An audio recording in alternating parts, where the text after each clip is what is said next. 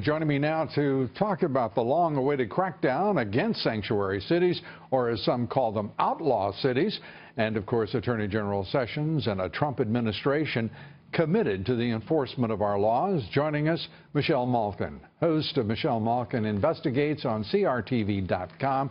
Great to have you with us, Michelle. This is an extraordinary moment for many of us who've covered this issue, as you and I have for some time. It's fantastical to think that there is an administration and an attorney general actually going to enforce the laws of immigration in this country and insist upon cooperation and compliance by the cities to American law.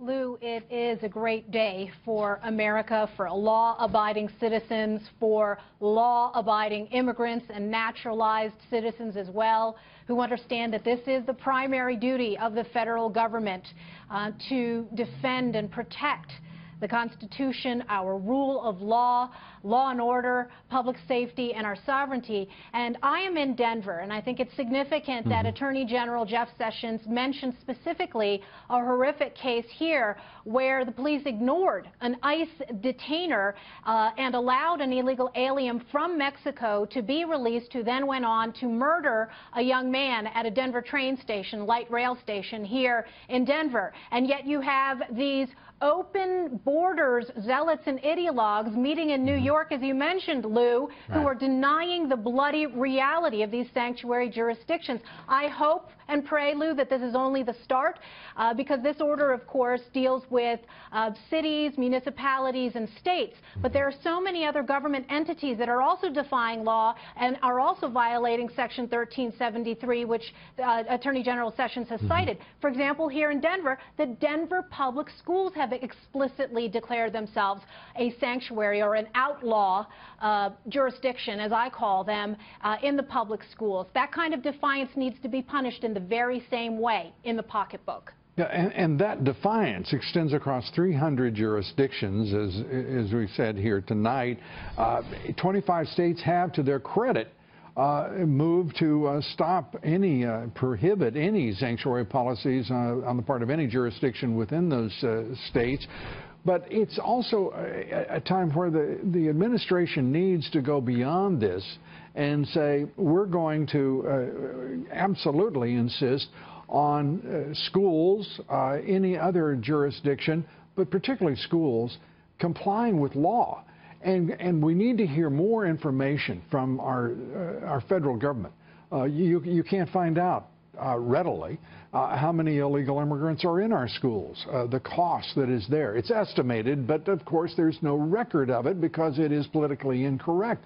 And then you have all sorts of organizations, nonprofits, that are being funded by the federal government to be activists supporting illegal immigration. And that's got to stop too.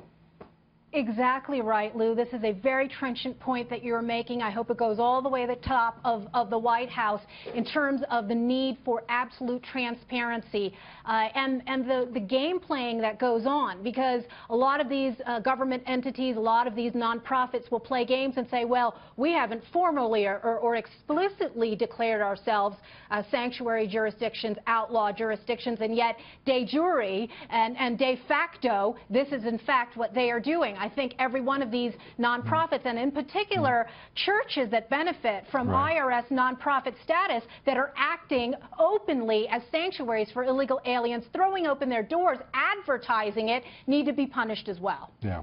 I want to turn to this extraordinary moment where conservatives were being condemned by some members of the Trump administration for not going along with a bad bill, only 17% of the country supporting it, a bill that across the board conservative organizations said was not worth a tinker's damn, and yet the response of Reince Priebus and others was, well, we're going to be working with the same Democrats who have been frustrating this administration at every turn, instead of trying to create a terrific piece of legislation. I mean, this is an upside-down moment for some of the president's advisors. I'll say it's Alice in Wonderland plus Kafka plus Orwell all rolled into one. And it's one of the reasons I hate the Beltway swamp so much, Lou. Matt Drudge had a very trenchant comment himself on Twitter the other day. He said, "The swamp drains you." And I can't but think that President Trump is feeling pretty drained right now. You know, he was elected and with a mandate to change business as usual. And any way you slice it, this Rhino Care, this Ryan Care, Swamp Care was Beltway business as usual, textbook to the T.